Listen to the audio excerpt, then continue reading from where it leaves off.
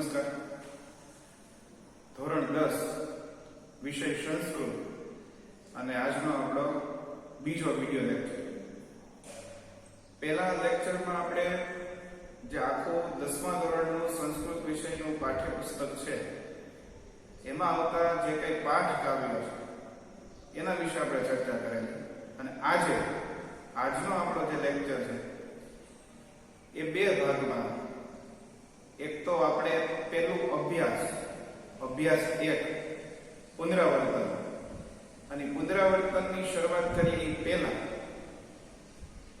અહીંયા લખેલું દેખાય છે એ પ્રમાણે આપણા જે 10મા ધોરણનું સંસ્કૃત વિષયનું બોર્ડનું જે પ્રશ્નપત્ર છે એનું પરિરૂપ કેવું હશે, એનું માળખું કેવું છે, આપણું પેપર જે છે કેવા પ્રમાણેનું હશે એની માહિતી આપણે પહેલા થોડીક લઈ લઈએ, જેથી ખ્યાલ આવે કે કઈ કઈ બાબતો આપણને સહેલી પડશે અને કઈ બાબતો અથવા તો કયો વિભાગ થોડોક અઘરો પડશે, અથવા તો કયા વિભાગમાં થોડીક મહેનત વધારે કરવી પડશે. મહેનત વધારે એ અર્થમાં કે ખાલી એક બે વખત એનું રિવિઝન આપણે કરવું પડે, બીજું અઘરું કઈ છે નહીં.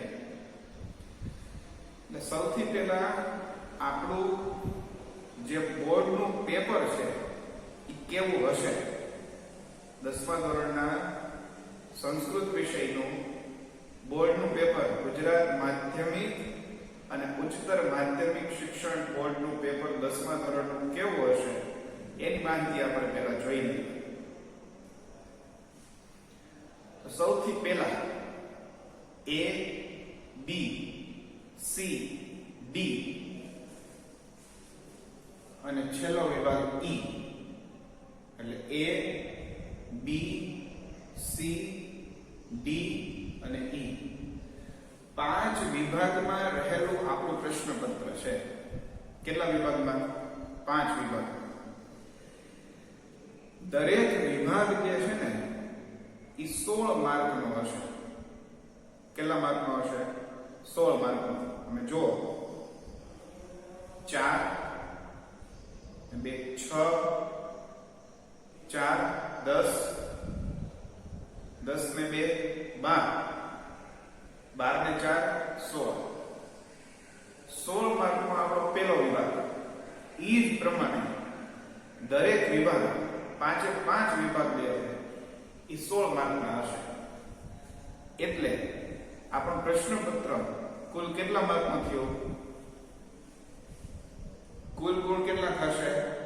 80. સમય કેટલો મળશે આપણને? તો કે 3 કલાક. ખૂબ જ આરામથી,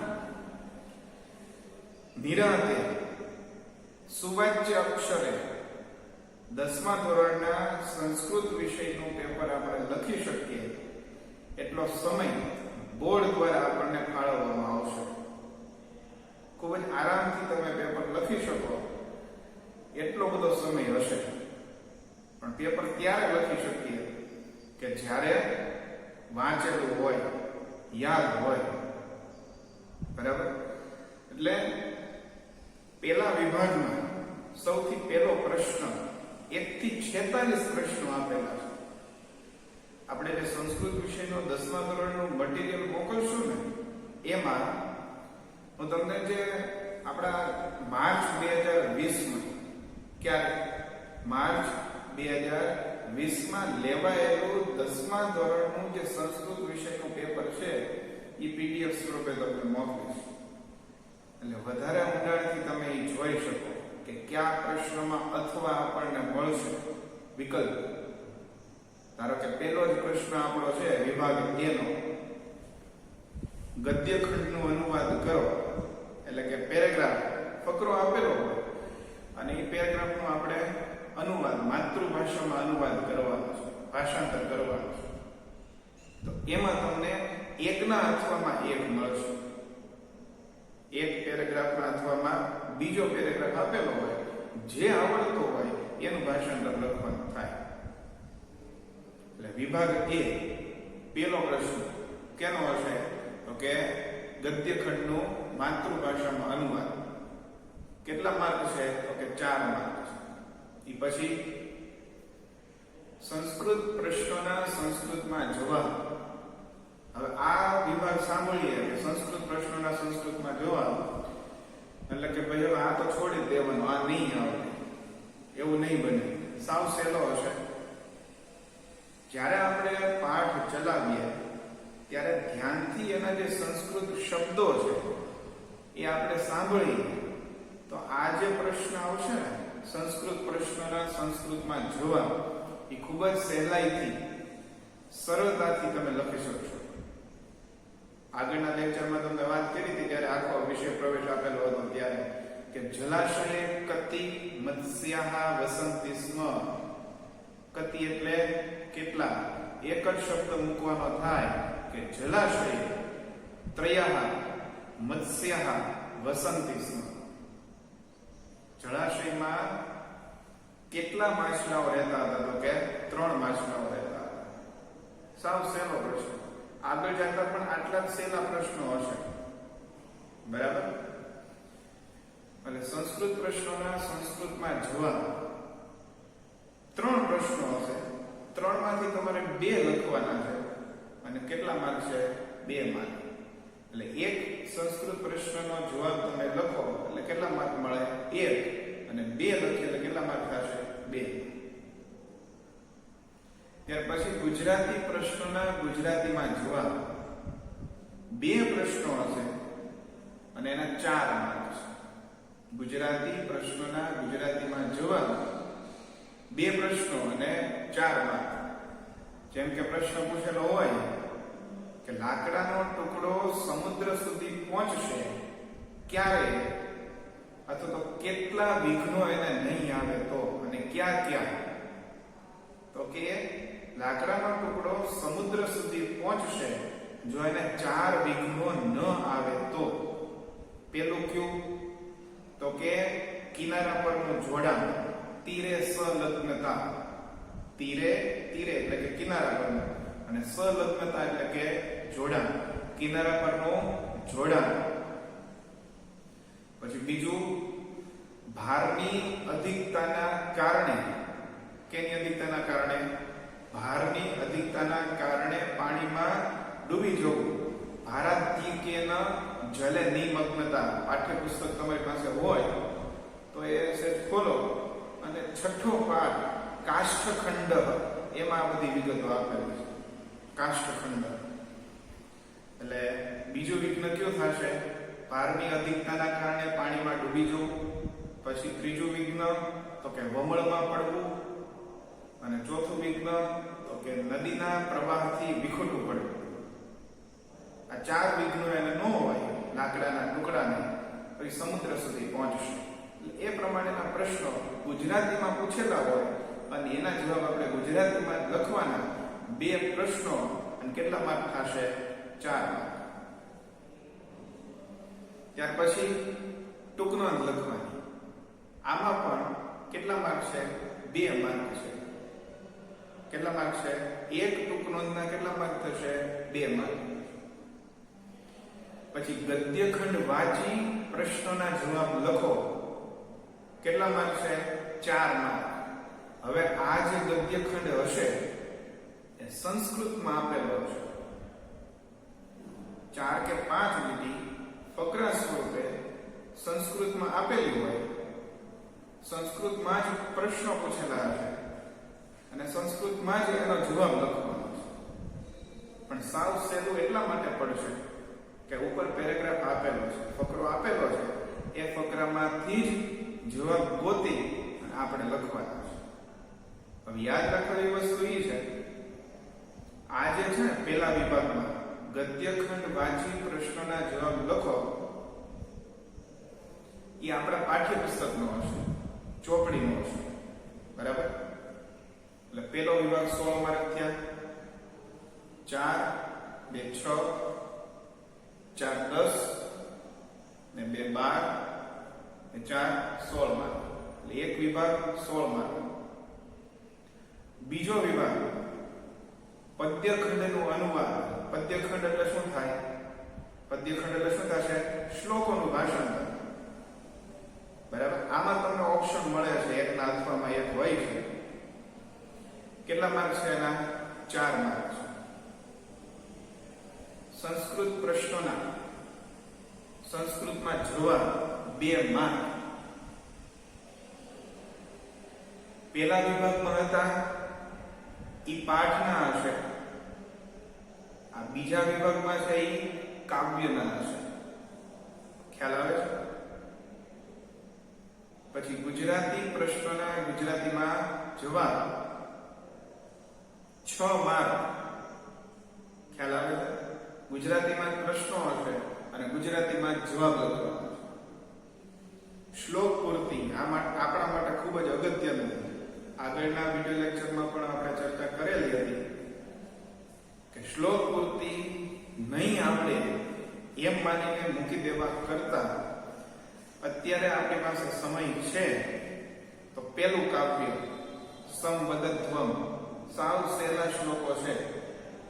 સંવદધ્વમ, સંગચ્છધ્વમ, સમ વો મનાસી જાનતામ દેવા ભાગમ યથા પૂર્વે સમજનાના ઉપાસતે. સાવ સહેલા શ્લોકો છે. બરાબર?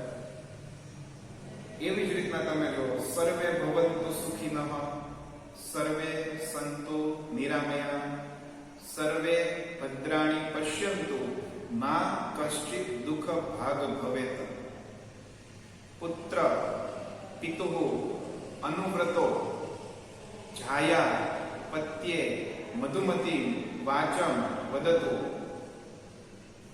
પુત્ર જે છે પિતાના વ્રતની પાછળ ચાલનારો અને પત્ની જે છે એ સારા સંવાદ વાળી, એટલે કે સારા આચરણ વાળી. ટૂંકમાં પિતા, પુત્ર અને પત્ની એનું વર્ણન એમાં છે. કાલે વર્ષતુ પર્જન્ય, પાછળના પેજ ઉપર આપેલું છે. કાલે વર્ષતુ પર્જન્ય પૃથ્વી સસ્યશાલિની. વરસાદ કેવા સમય વરસો? મેં તમને કીધું સંસ્કૃત પ્રશ્નોના સંસ્કૃતમાં જવાબ આપણને પૂછે તો પર્જન્ય એટલે વરસાદ. જો એક જ શબ્દ મૂકશો એટલે જવાબ મળી જશે. પર્જન્ય એટલે વરસાદ. કાલે વર્ષતો, કાલે એટલે યોગ્ય સમય. તો સંસ્કૃત પ્રશ્નોના સંસ્કૃતમાં જવાબ એવું પૂછેલું હોય કે પર્જન્ય કદા વર્ષતું, તો એક જ શબ્દ મૂકવાનો થાય. કયો? કાલે. કાલે એટલે કે યોગ્ય સમય. એટલે ગુજરાતી પ્રશ્નોના ગુજરાતીમાં જવાબ. શ્લોક પૂર્તિ માટે પેલું કાવ્ય અને એક 10મું કાવ્ય છે ત્વમ એકા ભવાની. ગતિસ્વમ ગતિસ્વમ ત્વમ એકા ભવાની. એ 10મું કાવ્ય. એ ખાસ 2 કાવ્યો પાકા કરી લેવા. પેલું કાવ્ય સંવદધ્વમ શ્લોક પૂર્તિ માટે અને 10મું કાવ્ય ગતિસ્વમ ગતિસ્વમ ત્વમ એકા ભવાની. કાવ્યનું શીર્ષક એવું છે કે ત્વમ એકા ભવાની. ખ્યાલ આવ્યો? અને શ્લોક પૂર્તિ માટે પેલું અને 10મું કાવ્ય કરવું. એટલે આ વિભાગમાં પણ 16 માર્ક થશે. 4 ને 2 6, 6 ને 6 12 ને 4 16. 2 વિભાગ પૂરા થયા. એ જ રીતના વિભાગ સી, ત્રીજો વિભાગ, નાટ્ય ખંડનું અનુવાદ. પેલા વિભાગમાં આપણને પૂછેલું હતું એ ગદ્ય ખંડનું અનુવાદ હતું, ફકરા સ્વરૂપે હોય. આ નાટ્ય ખંડનું અનુવાદ છે, એમાં જે સંવાદ આપેલા હોય એનું ભાષાંતર કરવાનું હોય. એના માટે ચોથો પાઠ જનાર્દનસ્ય પશ્ચિમ સંદેશ. હવે પાઠ્યપુસ્તક જોશે આપણે. આ જે માહિતી હું તમને આપતો જાઉં એ તમારે ટેક્સ્ટબુકમાં ચેક કરવાનું, જોવાનું. સાહેબ એવું જણાવે છે કે ચોથો પાઠ આપણને આપેલો છે જનાર્દનસ્ય પશ્ચિમ સંદેશ. એવું છે કે નહીં એ ચેક કરતું રહેવાનું.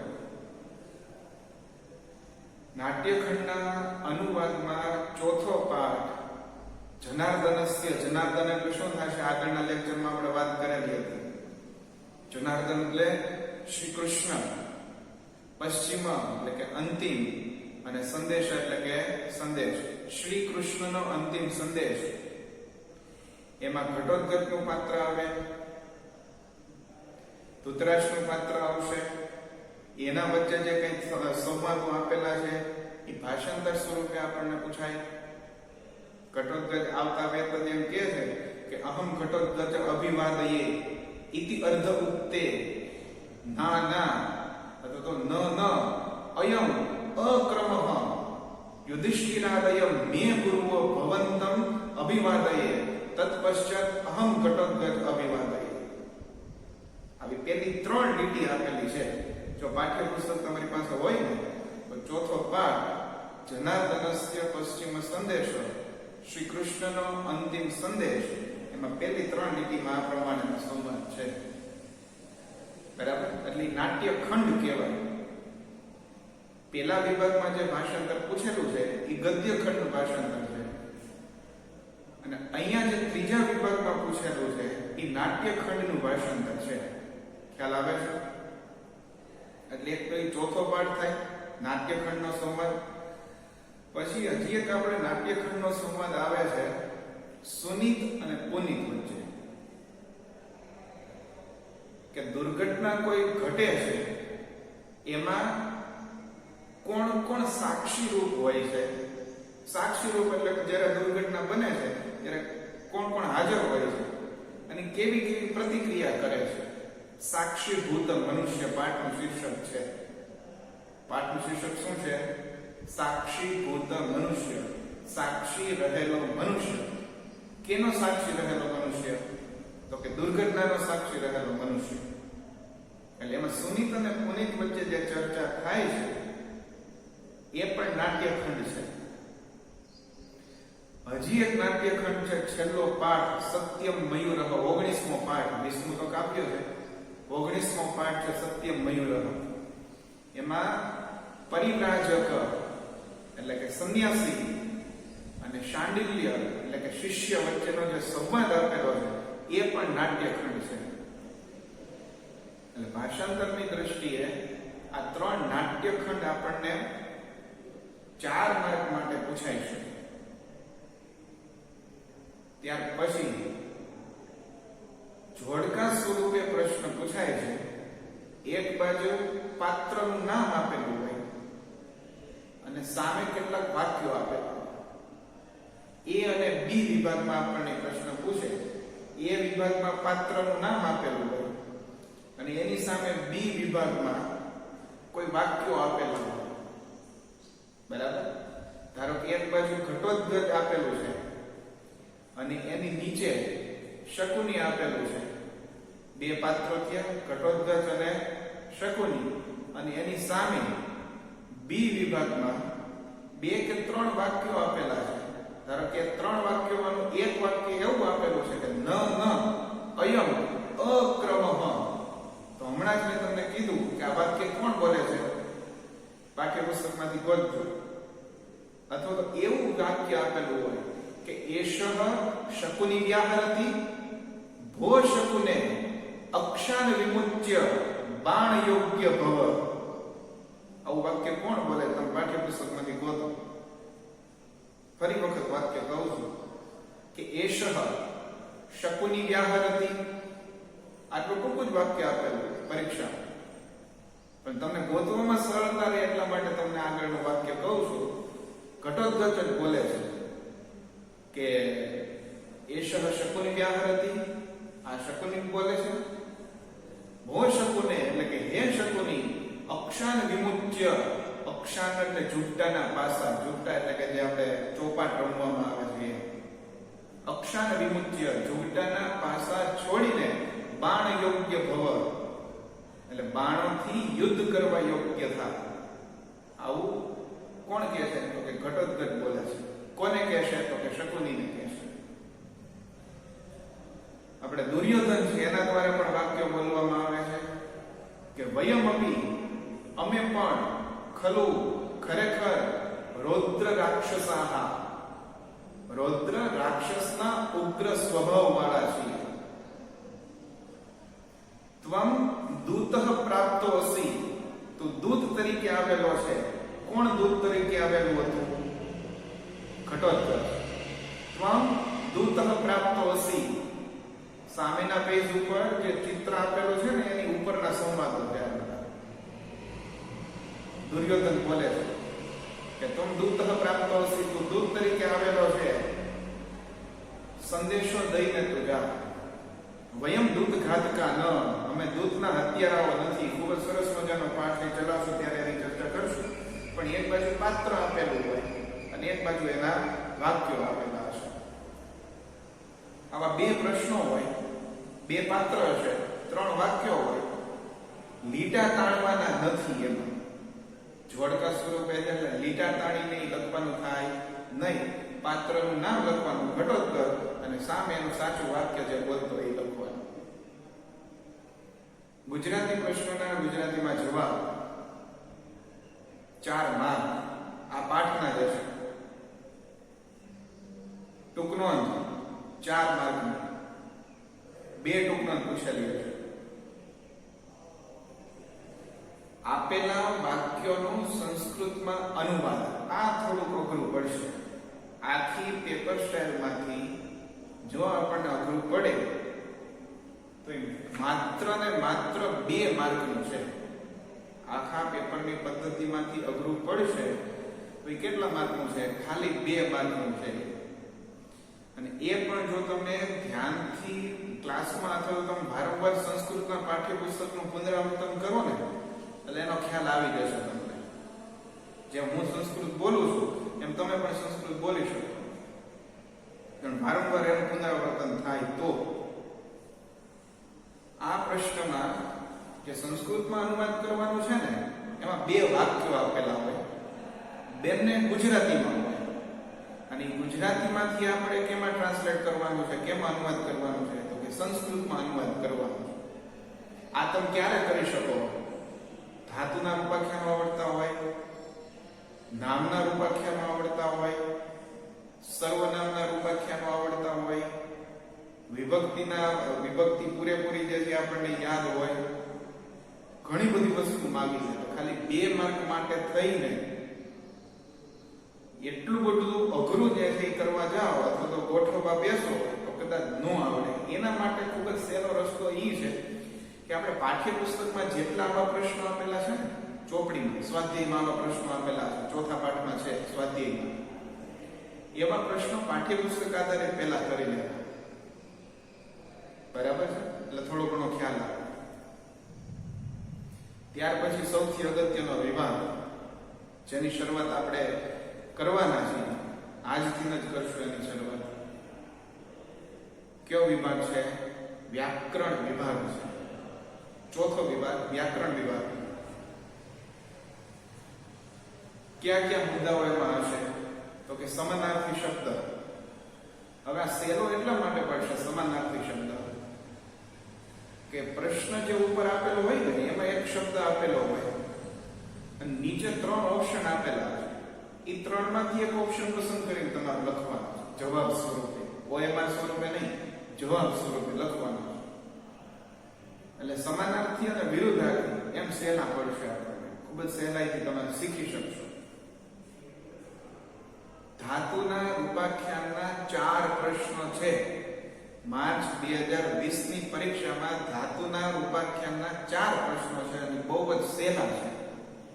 જો તમે ધારો તો એ 4 માર્ક તમે માત્ર એક જ મિનિટની અંદર એ 4 માર્ક મેળવી શકો, લખી શકો. એ જવાબ 4 પ્રશ્નોના જવાબ તમે એક જ મિનિટમાં લખી શકો. પણ ક્યારે? કે જ્યારે તમને રૂપાખ્યાનો મોઢે આવડતા હોય ત્યારે, પાકા કરેલા હોય ત્યારે. વર્તમાન કાળ, પરસ્મૈ પદ, આત્મનેપદ, મી વહ મહ, સી થ થ, તી તહ અંતિ. આત્મનેપદ ઈ વહે મહે, સે થે દ્વે, તે તે અંતે. વર્તમાન કાળ પછી તરત જ તમે સામાન્ય ભવિષ્યકાળ લઈ લો તો તમને સહેલું પડશે. શું કામ? તો કે ખાલી સ્ય પ્રત્યય જ લગાડવાનું છે. સ્યાની, સ્યાવહ, સ્યામહ, સ્યસી, સ્યક, સ્યથ, સ્યતિ, સ્યતઃ અને સ્યંતિ પરસ્મૈ પદ. સામાન્ય ભવિષ્યકાળ પરસ્મૈ પદના પ્રત્યયો હતા.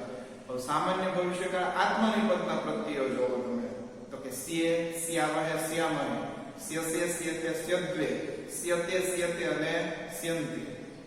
સાવ સહેલા થયા. આ હું જે બોલું છું ખૂબ જ ઓછા સમયગાળામાં એ બોલાય છે. તમે પણ બોલી શકો. પછી યસ્વન ભૂતકાળ પરસ્મય પદ અંવમ સતમ ત તતમ અન આનિયાવામ હિતમ ત તુતમંતુ આજ્ઞાના વિદ્યાર્થીના રૂપો. બરાબર, સાવ સહેલું થશે. જો 4 માર્ક આપણને પૂછાતા હોય, 4 પ્રશ્નો ધાતુના પૂછાતા હોય તો આપણે પાકા કરી જ લેવા જોઈએ. બરાબર, નામના રૂપાખ્યાનો જનનનું કોષ્ટક મેં તમને કીધું હતું. હવે ઈ પ્રમાણે કદાચ તમે ભૂપનું કોષ્ટક બનાવો તોય સાવ સહેલું થાય. ભૂપહ, ભૂપો, ભૂપાહ, ભૂપમ, ભૂપો, ભૂપાન, ભૂપેન, ભૂપાભ્યામ, ભૂપેહ, ભૂપાય, ભૂપાભ્યામ, ભૂપેભ્યઃ. 5મી વિભક્તિ ભૂપાત, ભૂપાભ્યામ, ભૂપેભ્યઃ, ભૂપસ્ય, ભૂપયોઃ, ભૂપાનામ, ભૂપે, ભૂપયોઃ, ભૂપેષુ, હે ભૂપ, હે ભૂપો, હે ભૂપા. ભૂપ એટલે રાજા થશે. ભ અને પ. તમારી સામે જન અકારાંત પુલ્લિંગનું કોષ્ટક મેં તમને આપ્યું. જે વિદ્યાર્થીઓએ 9મું ધોરણ આપણી સ્કૂલમાં ભણેલું છે એની પાસે આ કોષ્ટક હશે. લગભગ 52 જેટલા કોષ્ટક થાય છે. હવે સંખ્યા સાંભળીને જ આપણે બી જાય, ડરી જાય કે 52 કોષ્ટક એટલા બધા ન થાય. ન થાય તો કાંઈ નહીં, પણ 52 કોષ્ટક તમે લખશો ને, ખાલી પાકા ન કરો તો કાંઈ નહીં, પણ 52 કોષ્ટક લખશો ને ત્યાં જ તમને ખબર પડવા મળશે કે છેલ્લે ત, જનાત, ભૂપાત, હસ્તાત, આવું જો સેલું પૂછાય ગયું તમને ખબર પડે કે આ 5મી વિભક્તિ એક વચનનું રૂપ છે. જે વિદ્યાર્થી મિત્રો ધ્યાનથી વિડિયો લેક્ચર જોવે છે અને ભણે છે એ 9મા ધોરણના સંસ્કૃત વ્યાકરણની આપણે બનાવેલી પાકી નોટબુક તમે કાઢો છો. વિડિયો થોડીક વાર પોઝ કરી દો અને આપણી જે સંસ્કૃત વ્યાકરણની પાકી નોટબુક જે બનાવેલી હતી 9મા ધોરણમાં એ તમે કાઢો અને જોવો 5મી વિભક્તિ એક વચનનું રૂપ શું લખેલું છે તો કે જનાત. જનનું કોષ્ટક હોય તો, ભૂપનું કોષ્ટક હોય તો શું થાય? ભૂપાત. હસ્ત અકારાંત પુલ્લિંગ હોય તો હસ્તાત. સેલો ખ્યાલ તો આવે જ, પણ જનાય કહું છું એટલે 4થી વિભક્તિ. ભૂપાય 4થી વિભક્તિ. હસ્તાય 4થી વિભક્તિ. જનઃ, ભૂપઃ, હસ્તઃ કેટલામી વિભક્તિ? ફરી વખત જનઃ, ભૂપઃ અને હસ્તઃ. પાચકના રૂપો પણ ચાલે, પણ 3 ઉદાહરણ તમે જુઓ. જનઃ, ભૂપઃ, હસ્તઃ કેટલામી વિભક્તિ? પ્રથમા વિભક્તિ એક વચનનું રૂપ છે. જને, ભૂપે, હસ્તે કેટલા વિભક્તિ થાય? સપ્તમી વિભક્તિ એક વચન. ભૂપેષુ, જનેષુ, હસ્તેષુ કેટલા વિભક્તિ થશે? વિચારો. સપ્તમી વિભક્તિ બહુવચનનું રૂપ છે. આ ચેક કરજો ખાસ. ખોટું હોય તો વ્યક્તિગત સંપર્ક કરવો, સાહેબ આ તો ખોટું છે. બરાબર? જેમ હું જે કોષ્ટક મોઢે બોલું છું એમ તમે પણ કોષ્ટક મોઢે કરી શકો. રોજનું એક કોષ્ટક પાકું કરો. ઘણો બધો સમય છે આપણી પાસે.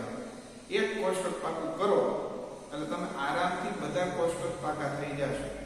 પછી જો તમને જનનું કોષ્ટક આવડે ને તો બીજા 6 કોષ્ટકો તમને આવડશે. આ જૂના વિદ્યાર્થીઓ માટે. જે નવા વિદ્યાર્થીઓ છે ને એમણે જરા ચિંતા કરવાની છે નહીં, કેમ કે નેક્સ્ટ લેક્ચર થી, આવતા વિડિયો લેક્ચર થી આપણે સંસ્કૃત વ્યાકરણ જ શરૂ કરવાનું છે અને એ પહેલેથી જ સંસ્કૃત વ્યાકરણ શરૂ કરવાનું છે. એટલે બીજા પાસેથી નોટબુક લઈ અને તમે ઉતારો ન મારી દો, એમના કોપી ન મારી દો. છાપવાનું નથી, આપણે યાદ રાખવાનું. ખ્યાલ આવે? અને જેની પાસે લખેલું છે એમણે પાકું કરવાનો પ્રયાસ કરવાનો. બરાબર? નામના રૂપાખ્યાનો સ્મનો પ્રયોગ. સ્મનો પ્રયોગ ભણાવવા બેસીએ ને એટલે માત્ર 10 થી 15 મિનિટ જ થાય. એટલું સાવ સહેલો 1 માર્કનો પ્રશ્ન તરત જ જવાબ તમને આવડી જાય. ચલાવીશું ત્યારે આપણે ચર્ચા કરશું. સંખ્યાના રૂપાખ્યાન આ અઘરા પડશે, બરાબર. એનો રસ્તો કઈ રીતના કાઢવો એની ચર્ચા આપણે કરશું. સંધિ પાઠ કાવ્ય ચાલતા હશે ત્યારે સંધિના મુદ્દા જે છે આપણે કરાવતા જશું. સમાસ આ પણ આપણે કરાવવાનો છે ઘણા બધા ઉદાહરણો સાથે. સમાસ જો તમારે કરવા હોય ને પ્રેક્ટિસ સ્વરૂપે હું પણ કરાવીશ તમને, તો પાઠ્યપુસ્તકનો જ આધાર લઈ અને જે ટિપ્પણ આપેલા છે ને શબ્દાર્થ પછી કૃદંત આપેલા હશે. આમાં કૃદંત નથી લખ્યા પણ પરીક્ષામાં કૃદંત પૂછાય છે. કૃદંત લખવાના બાકી છે. વ્યાકરણ વિભાગમાં કૃદંત પરિચય પૂછાય છે, એટલે કૃદંત પણ આપણે ચલાવીશું. સમાસ પ્રેક્ટિસ સ્વરૂપે અને કૃદંત તમારે પ્રેક્ટિસ સ્વરૂપે બી જોતા હોય ને બંને, તો આપણું જે પાઠ્યપુસ્તક છે ને 10મા ધોરણનું સંસ્કૃતનું, એમાં શબ્દાર્થ પછી આ સંધિ ને સંધિ પછી આ વિશેષણ ને વિશેષણ પછી આ કૃદંત ની બધું આપેલું છે, બરાબર. સંધિ આપેલા છે, સંધિ આપેલી છે, કૃદંત આપેલું છે, સમાસ આપેલા છે, સ્ત્રીલિંગ પુલ્લિંગ આપેલું છે, વિશેષણ આપેલું છે, સર્વનામ આપેલા છે. આ શબ્દાર્થ પછી આટલો વિભાગ આપેલો છે. પાઠ કાવ્ય પૂરું થાય ને પછી, એટલે એમાંથી પ્રેક્ટિસ સ્વરૂપે આપણને મળશે. એ હું તમને કરાવીશ. 16 માર્કનો આપણો વ્યાકરણ વિભાગ થશે. કેટલા માર્કનો? 16 માર્કનો. એટલે જરા પણ એમાં આપણે કચાશ રહેવા દેશું નહીં. પૂરેપૂરું પાકું કરવાનું છે. 16 માર્ક છે એના. 80 માર્ક માંથી તમે 16 માર્ક કાઢી નાખો એટલે 10 કાઢો એટલે 70 રહ્યા. અને 70 માંથી તમે 6 કાઢી નાખો એટલે કેટલા રહેશે? તમે વિચારો. એટલા જ માર્કનું પેપર આપણું થઈ જશે. કેટલા માર્કનું? ખાલી 64 માર્કનું આપણું પેપર થઈ જાય. 16 માર્ક નીકળે ને એટલે 64 ને 6 70 ને 10 80. 16 માર્ક આપણે જાતા કરવા પોસાય નહીં. પહેલા લેક્ચરમાં મેં તમને વાત કરેલી હતી કે 90 થી 95 માર્ક આપણે લાવવા હોય તો આ 16 માર્કને આપણે જાતા કરી શકીએ નહીં. સાવ સહેલું છે, પણ શરત એટલી રહેશે તમારે કંટાળો લાવવાનો નથી. તમે એમ કહેશો કે હવે આ કોષ્ટક ભાગા કરવાનો કંટાળો આવે તો એ 16 માર્ક ભૂલી જાવ. અને જ્યારે પરીક્ષા આપવા જાઓ ત્યારે 64 માર્કનું પેપર આપવાનું છે એવી ગણતરી જવાનું. ખ્યાલ આવે છે? વિભાગ ઈ કથાનકના ક્રમમાં ગોઠવો. વાક્યો આપેલા હોય પાઠના આડાઅવળા. 4 વાક્યો હશે અને એના 4 માર્ક છે. તમારે ક્રમમાં ગોઠવવાના છે. આનો રસ્તો એવો છે કે પાઠ ગોખવા ન બેસે, કથા વસ્તુ યાદ હોય ને એટલે તમે આનો જવાબ લખી શકો. ગદ્યખંડ વાંચી પ્રશ્નોના જવાબ. સંસ્કૃતમાં ફકરો આપેલો હોય 4 કે 5 લીટી. સંસ્કૃતમાં જ પ્રશ્નો પૂછેલા હોય 4 અને 4 પ્રશ્નોના સંસ્કૃતમાં જ જવાબ લખવાના છે. સાહેબ આવું તો પેલા આવી ગયું. ક્યાં આવ્યું? આ વિભાગમાં જુઓ. ગદ્યખંડ વાંચી પ્રશ્નોના જવાબ લખો. આ આપણા પાઠ્યપુસ્તકનું હશે. અહીંયા જે આપેલું છે એ પાઠ્યપુસ્તક સિવાય બહારનું હશે. ખ્યાલ આવ્યો? કર્તા અને કૃતિ આ પણ જોડકા સ્વરૂપે આપેલા હશે. 2 કર્તા આપેલા હોય એટલે કે 2 સાહિત્યકાર આપેલા હોય અને એની સામે કૃતિઓ એટલે કે રચના સાહિત્ય કૃતિનું નામ લખેલું હોય. ધારો કે એ વિભાગમાં લખેલું હોય બાણ ભટ્ટ, નીચે લખેલું છે શુદ્ર. 2 સાહિત્યકારો થયા, બાણ ભટ્ટ અને શુદ્ર. તો બાણ ભટ્ટની સામે શું આવશે? હર્ષચરિત અથવા તો કાદંબરી. અને શુદ્રની સામે શું આવશે? મૃચ્છકટિકમ. આ 2 એની કૃતિઓ છે. એટલે સાહિત્યકાર અને એની સામે સાહિત્ય કૃતિ. એના કેટલા માર્ક છે? 2 માર્ક. ગદ્યખંડ શુદ્ધ કરીને લખો. શુદ્ધ કરીને એટલે 2 લીટી આપેલી હોય ફકરા સ્વરૂપે એમાં અનુસ્વાર આપેલો છે, એમાં કે ભૂલ છે, જોડણીની ભૂલ છે, અક્ષર ભેગા અથવા અલગ અલગ અથવા તો ભેગા લખેલા છે, ટૂંકમાં વ્યાકરણની દ્રષ્ટિએ એમાં ભૂલ હશે.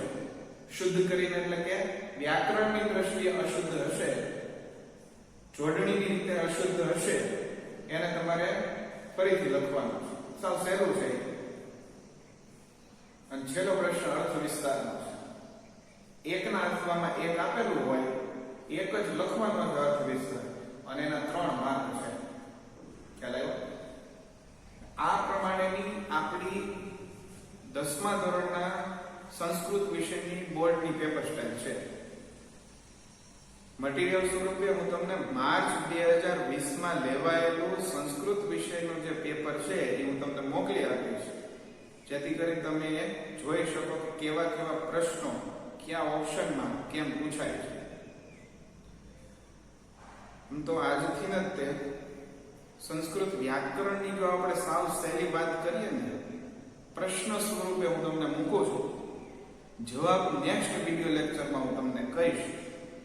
તમારે પ્રામાણિકતા એટલી દાખવવાની છે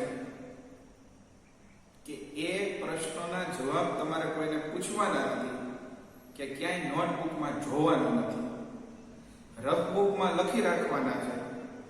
જે પ્રશ્નો તમને 4 જ પ્રશ્નો પૂછીશ ખાલી અત્યારે, બરાબર?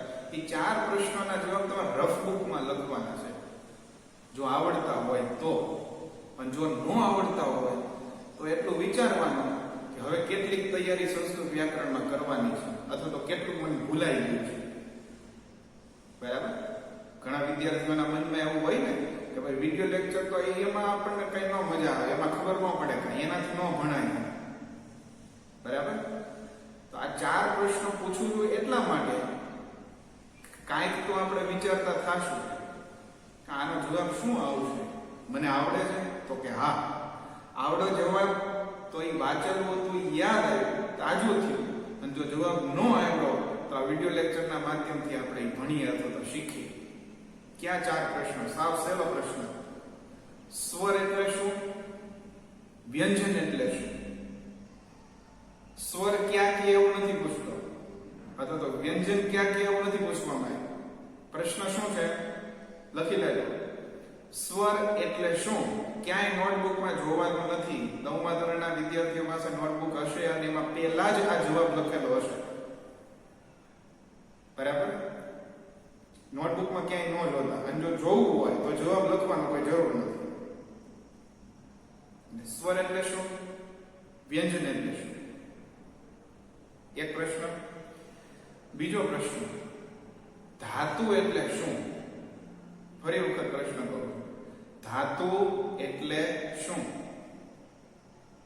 હોમવર્ક સ્વરૂપે હું તમને પીડીએફ મોકલીશ ને, એમાં 4 પ્રશ્નો લખીને મોકલીશ. એટલે કદાચ અત્યારે હું બોલું છું તો ન સમજાય તો એમાં લખેલું હશે કે કયા 4 પ્રશ્નો તમારે હોમવર્ક સ્વરૂપે લખવાના છે. બીજી અગત્યની વસ્તુ, આ જે બોર્ડ ઉપર પેપર સ્ટાઇલ લખેલી છે એ તમારે પાકી નોટબુકમાં લખવાની છે, રફ બુકમાં નહીં.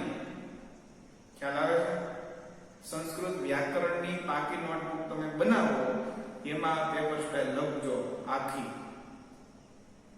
બરાબર? એટલે 2 પ્રશ્નો થયા. સ્વર એટલે શું? વ્યંજન એટલે શું? બીજો પ્રશ્ન, ધાતુ એટલે શું? બીજો પ્રશ્ન કયો થશે? ધાતુ એટલે શું? ત્રીજો પ્રશ્ન, વચન પરિચય. વચન, કેટલા વચન આપણે આવે છે સંસ્કૃતમાં? અને છેલ્લો પ્રશ્ન, પુરુષ એટલે શું અને તેના પ્રકાર. બરાબર? આ 4 પ્રશ્નોના જવાબ તમારે રફ બુકમાં હોમવર્ક સ્વરૂપે લખવાના છે. ખ્યાલ આવે છે? આ 4 ના જવાબ હું તમને નેક્સ્ટ વિડિયો લેક્ચરમાં આપીશ. એટલે આ વિડિયો લેક્ચરમાં આપણું કામ શું થયું છે તો કે પ્રશ્નપત્રનું પરિરૂપ અને વ્યાકરણની પ્રસ્તાવનાથી આપણે પરિચિત થયા છે. નેક્સ્ટ વિડિયો લેક્ચરમાં આ 4 પ્રશ્નોના જવાબ ઉપરાંત આપણું આગળનું જે વ્યાકરણ છે એનો અભ્યાસ કરવાનો થશે. બરાબર? નેક્સ્ટ વિડિયો લેક્ચરમાં મળશું. ધન્યવાદ.